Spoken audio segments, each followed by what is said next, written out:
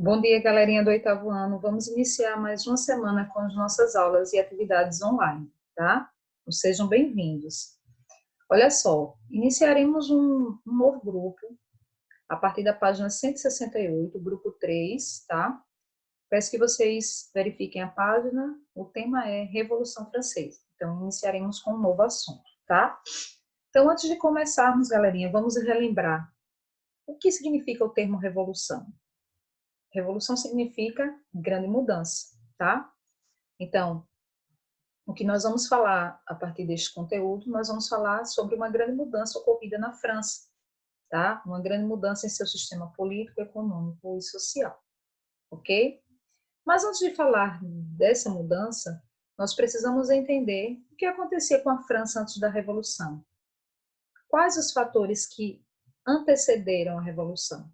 Vamos lá? Vamos começar a nossa aula. Bem, antes da Revolução Francesa, ali por volta de 1789, a França vivia sob uma monarquia absolutista, né? O poder estava concentrado na mão do monarca Luís XVI. Ele tinha assumido o trono por volta de 1774. Ele governava com base na teoria do direito divino. Essa teoria foi desenvolvida por Jean Bodin, Jacques Bossuet, né? Em que eles diziam que o rei era um homem predestinado por Deus para governar o mundo, ok? Bem, antes da Revolução Francesa, a sociedade ela se caracterizava por uma sociedade estamental. O que isso significa é que a posição social que o indivíduo ocupa ela já é determinada desde o seu nascimento. Então, dentro da sociedade francesa haviam poucas possibilidades de mobilidade social. Então, o indivíduo tinha dificuldade de ascender socialmente, tá? As possibilidades eram muito pequenas. Bem, e o que se sabe é que a sociedade, antes da Revolução, ela estava organizada em 3 estados. O primeiro estado era o clero, você tinha o alto clero, que eram bispos, abades, era um grupo mais rico, né, do clero. Eles eram donos de terras, né, tinham determinada renda, então era um grupo que tinha um certo conforto, vivia financeiramente abastado, tá? E você tinha o baixo clero, que eram padres de origem simples, moravam em vilas, passavam às vezes as mesmas necessidades que o povo, que os camponeses, né? Então, eram de origem popular. Você tinha o segundo estado, que era a nobreza, e nessa nobreza você tinha a nobreza de sangue, né, que eram os herdeiros da nobreza feudal, né? Já nasciam com essa condição. Então, e você tinha a nobreza de toga, que a nobreza de toga eram burgueses que conseguiram ascender por suas atividades, né, por seu trabalho, e eles conseguiram comprar alguns títulos de nobreza. Compravam ou ganhavam títulos de nobreza, tá? Bem, e por fim a gente tinha na sociedade francesa o terceiro estado, que era o povo. Então você tinha aí no terceiro estado a nova classe social, a burguesia, tá? E ela estava dividida em alta, média e pequena burguesia. Quem era essa alta burguesia? Essa alta burguesia eram banqueiros, eram industriais, eram comerciantes. A média burguesia, você tinha funcionários do rei, você tinha advogados, tá? Médicos. E a pequena burguesia, você tinha os artesãos e os pequenos comerciantes. Além da burguesia, você tinha também os pobres, que eram camponeses, trabalhadores do campo, tá?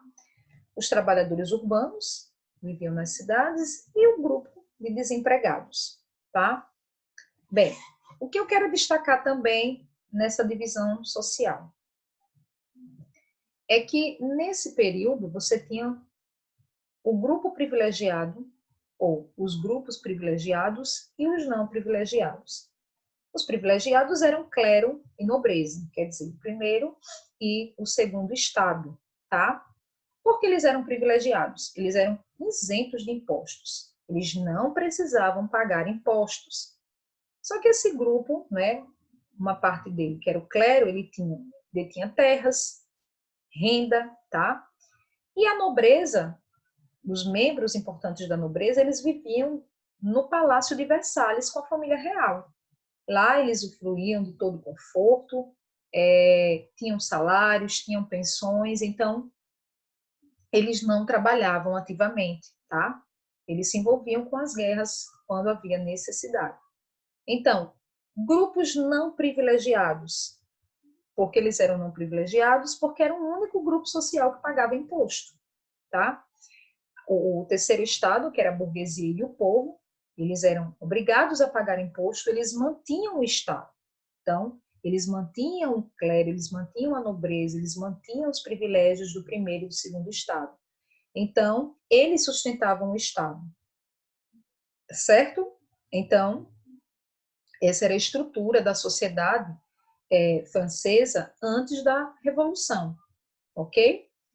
A distribuição aqui, né, de privilegiados e não privilegiados, ela está de acordo com a questão da isenção, né, e a obrigação do pagamento de impostos. Então, outro ponto importante que a gente pode abordar aqui, gente, é que essa estrutura, ela era enfatizada, ela era defendida pela igreja, porque a igreja dizia que dentro dessa estrutura social, então, o clero eram aqueles que oravam, a nobreza eram os que guerreavam e o terceiro estado eram os que trabalhavam. Então, foi algo que a igreja implantou, pensou, né, e estruturou, e isso era aceito até então na sociedade francesa. Porém, essa estrutura vai passar a ser questionada sim, tá? Nós vamos ver mais adiante. Bem, a política econômica que sustentava o Estado na França, nesse período, era a política mercantilista. Vocês viram esse tema no ano passado também.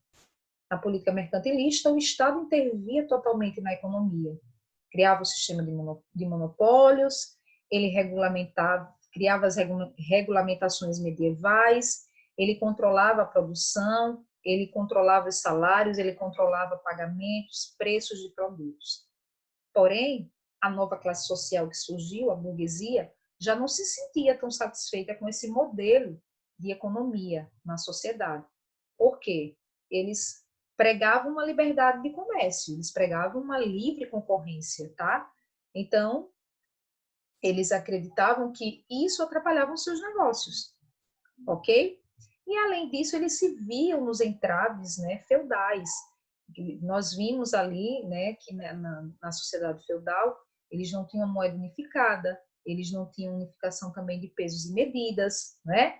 Então, por onde caminhavam, né, estavam sempre pagando impostos, pedágios, e isso era um entrave para as suas atividades, né, para a atividade comercial da burguesia.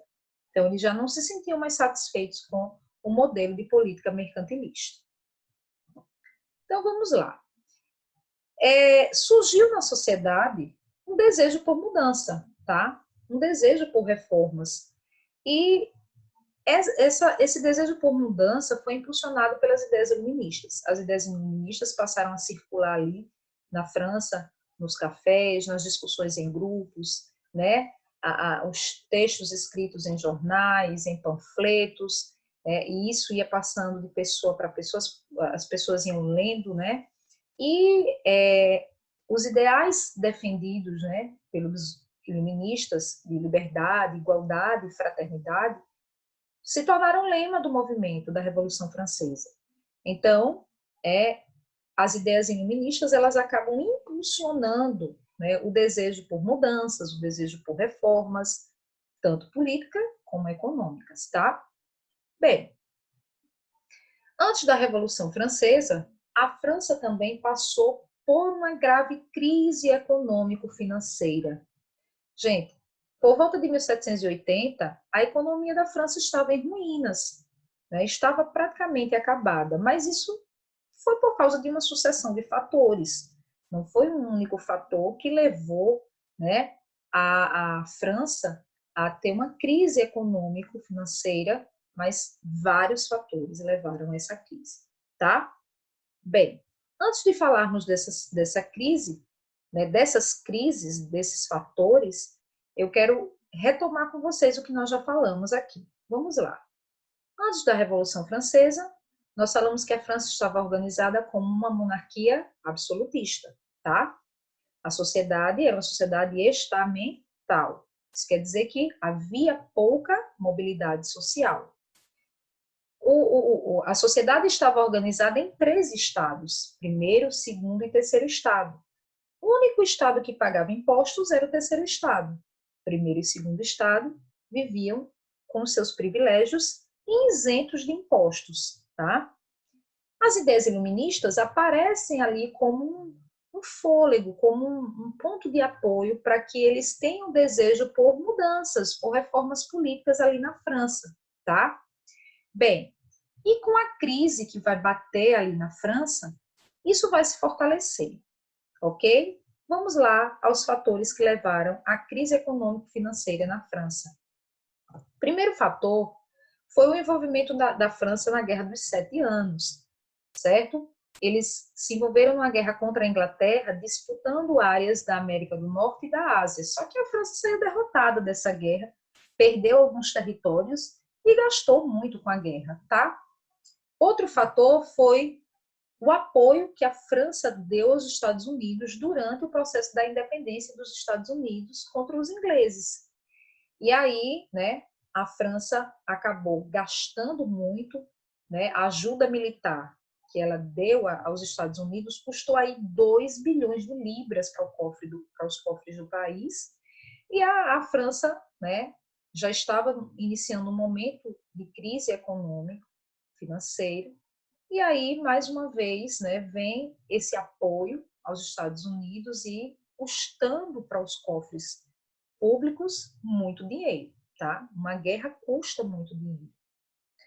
Próximo fator que levou à crise foi a assinatura de um tratado comercial. O que era esse tratado comercial? A França assinou um tratado com a Inglaterra em que a França venderia vinhos para a Inglaterra. E, em troca, ela compraria todos os produtos manufaturados produzidos na Inglaterra. Gente, isso fez com que as indústrias francesas entrassem em falência, porque todos os produtos manufaturados que vinham da Inglaterra, a população, né, que tinha necessidade, comprava. Então, a indústria francesa foi à falência, tá? Então, esse tratado comercial provocou uma crise na indústria francesa, ok? E, por fim, gente, nós temos aí a seca. Por volta de 1787, a França foi atingida por uma seca violenta. Arruinou a agricultura, tá? Provocou crise no abastecimento dos alimentos, o preço dos alimentos ficou absurdamente alto, tá?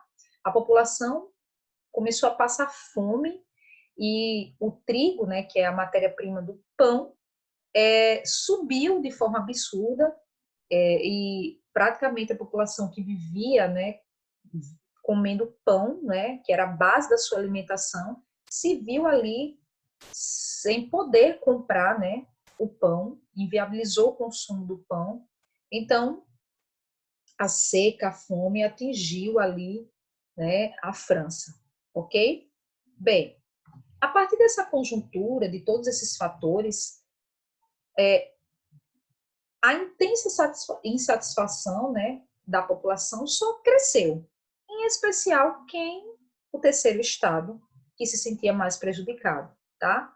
Quem se sentia mais prejudicado era o terceiro estado. Então, o terceiro estado se via prejudicado porque só ele pagava impostos, tá? Ele se sentia prejudicado também porque estava cansado dos privilégios que a nobreza tinha, os privilégios que o clero tinha, com a isenção de impostos, e vivendo sob todo um conforto, né, que o terceiro estado nem sonhava de ter, né? E o terceiro estado estava insatisfeito também com toda a crise, com as privações. Além disso, em nenhum momento eles foram desobrigados de pagar os seus impostos. O rei continuava, sim, obrigando o terceiro estado a pagar os impostos, mas a França estava sob uma crise, né? E o terceiro estado se via, né, com dificuldade de pagar esses impostos. Então, eles estavam insatisfeitos, né, e começaram a se influenciar pelas ideias iluministas. que pregavam, né, uma sociedade libertária, uma sociedade mais justa, uma sociedade mais igualitária. E aí, né, eles passaram a questionar a organização política e socioeconômica do antigo regime absolutista na França.